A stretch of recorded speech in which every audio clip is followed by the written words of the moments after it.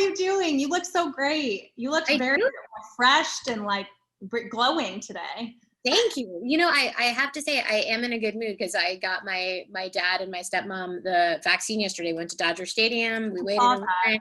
So I'm feeling good. And I'm psyched about this commercial, man. It was like so fun to act with Matthew McConaughey and Jimmy Kimmel. So cool. I know. That was one of my first questions for you. I mean, you worked along such cool guys. How was it working with Matthew and Jimmy and being back on set?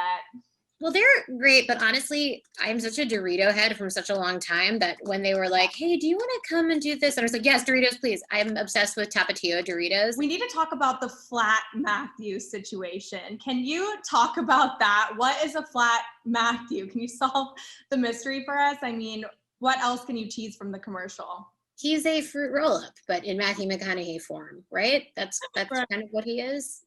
Yeah. I was impressed how handsome he looked as a two-dimensional character. I was like, that's a real test to how good looking you are, is if you can look good squished. And he did.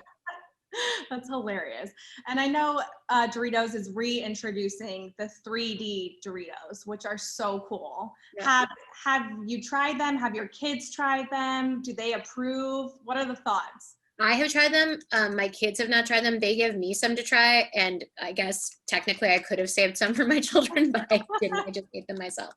Yeah, no, they're great. I mean, one thing that's fun about Doritos is like, obviously I have like my OG Tapatio, but like they have just like lots of different flavors. So for me, it's like, I'm psyched about 3Ds. They take up more room in your mouth. What's not to like? Going back to Super Bowl, I want to talk more about that.